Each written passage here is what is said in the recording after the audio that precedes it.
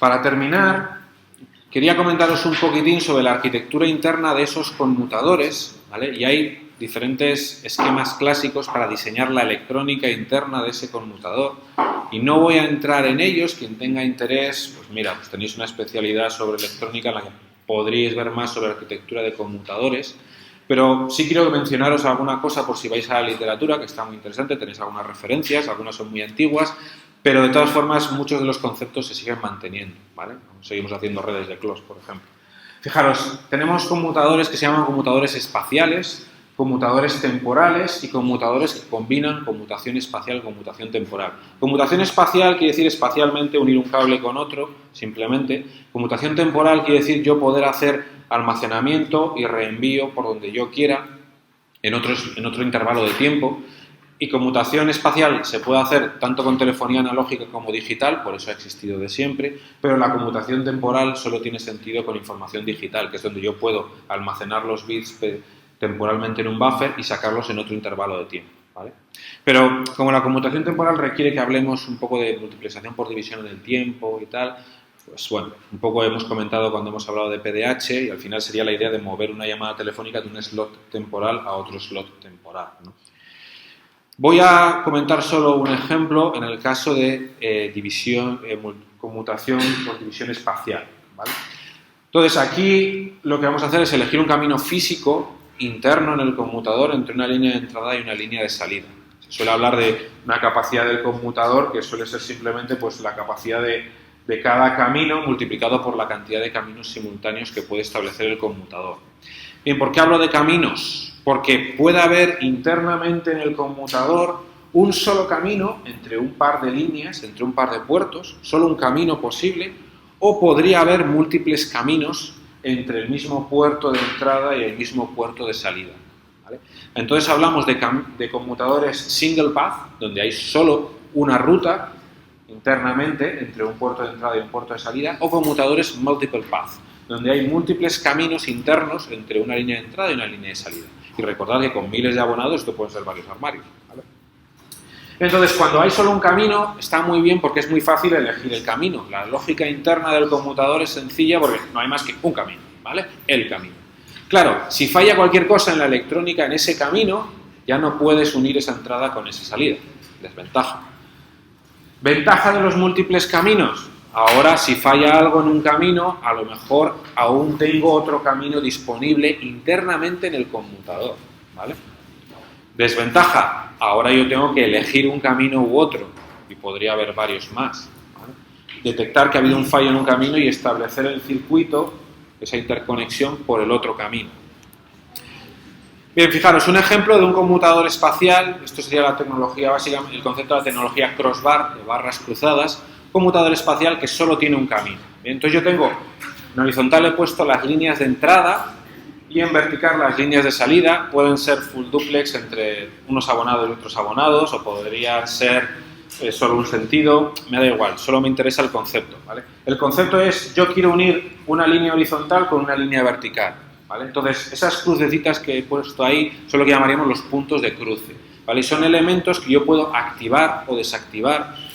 Si activo uno de una fila, estoy haciendo una unión eléctrica entre el puerto de entrada de esa fila y el puerto de salida de la columna que he activado, ¿vale? Y estoy haciendo esa unión, ¿vale? Solo tiene sentido que yo active a la vez un punto de cruce de una fila y una columna, ¿vale? Pues, salvo que yo quiera que una misma señal eléctrica salga por varios puertos de salida, pero seguramente no esté diseñado para hacer eso el conmutador, ¿vale? Entonces, fijaros que solo hay un camino entre un puerto de entrada y un puerto de salida, que está formado por ese punto de cruce, ¿vale?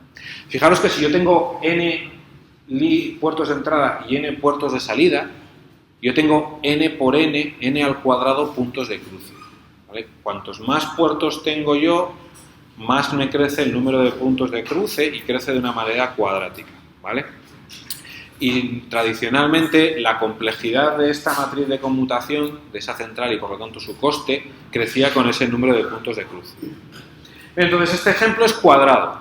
Fijaros, ese otro ejemplo de ahí es más rectangular. Yo tengo un número de líneas de entrada más grande que el número de líneas de salida. Eso podrían ser los abonados y los canales de un enlace troncal. Yo no tengo tantos canales en el enlace troncal como abonados, ¿vale?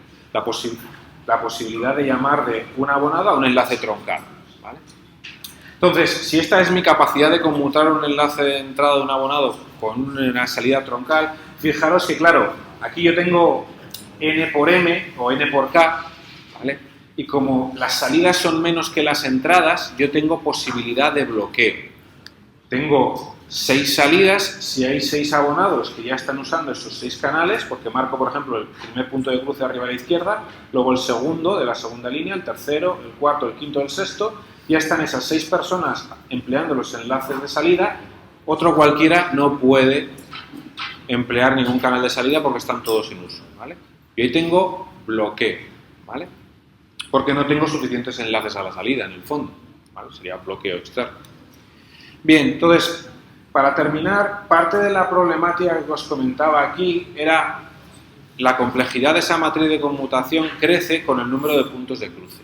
Bien, podemos hacer un conmutador como este, cuadrado, con menos puntos de cruce. Bien, pues tecnológicamente se fueron desarrollando otras formas de organizar la electrónica interna del conmutador y una técnica muy típica es conmutadores en etapas, ¿vale? Entonces, fijaros, yo lo que voy a hacer es un conmutador de n puertos de entrada, los he puesto a la izquierda, y n puertos de salida, los he puesto a la derecha. Quiero unir un puerto de entrada cualquiera con un puerto de salida cualquiera, ¿vale? Y lo voy a hacer mediante 3 etapas, que son las 3 columnas. Cada una de ellas está formada por varios conmutadores, pero que van a ser más pequeños. Y yo lo voy a intentar organizar tal que el número de puntos de cruce entre todos esos conmutadores sea menor, si puede ser, que los que tenía haciendo una matriz cuadrada, ¿vale? Entonces, la alternativa en 3 etapas tradicional, tenemos lo que se llama una etapa de conmutadores de entrada, otra etapa intermedia y otra etapa de salida. ¿Bien? Entonces, en la etapa de entrada, todos los conmutadores son iguales. Si yo tengo n mayúscula líneas, lo voy a dividir en r bloques, ¿vale? Cada uno de ellos con n pequeña líneas de entrada, por lo cual n pequeña por r tiene que ser la n grande, ¿vale? Tengo n pequeña, n pequeña, n pequeña y todas estas líneas tienen que sumar el n grande, ¿vale? Yo tengo r bloques, por lo cual n pequeña por r tiene que ser el n grande.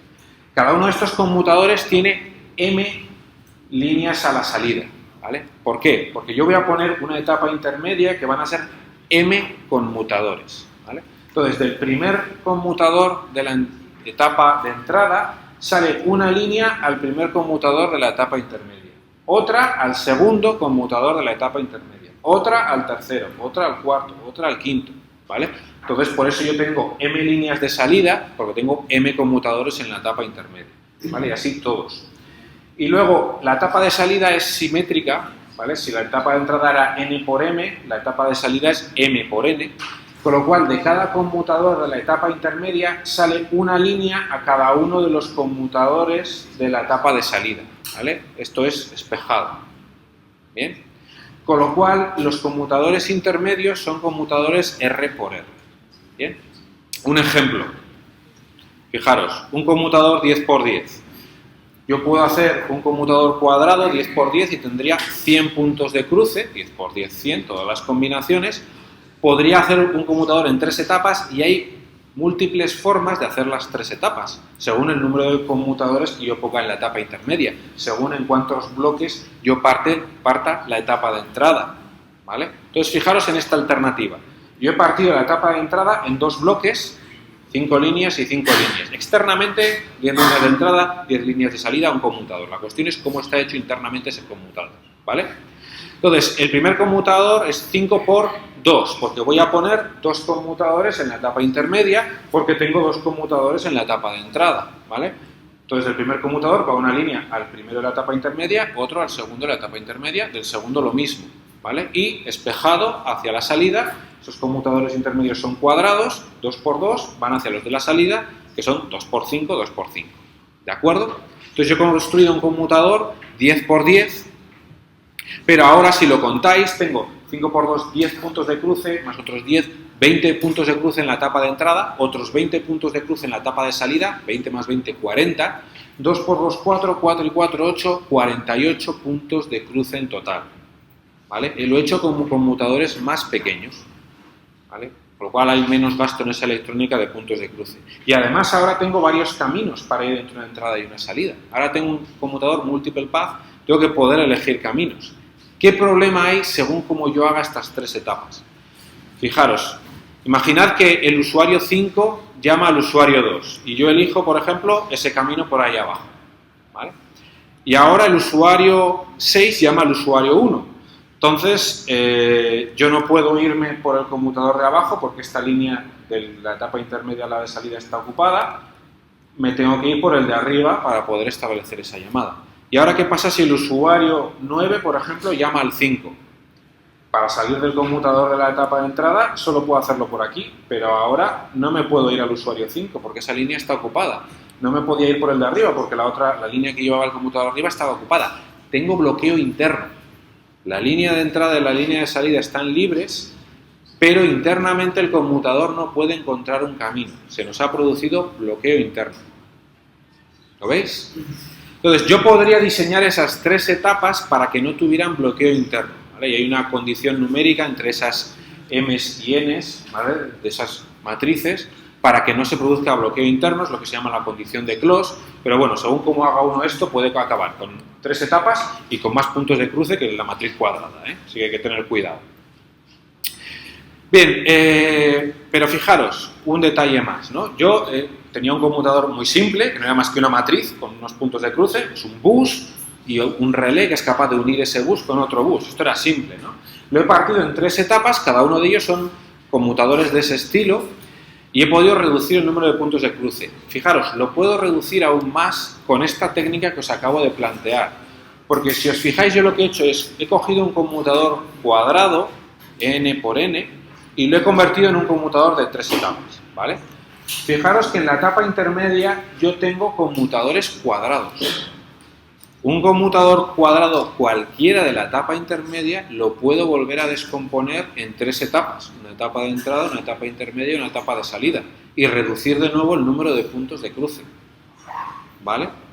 Pero claro, y podría seguir porque de nuevo en esas tres etapas la etapa intermedia es cuadrada.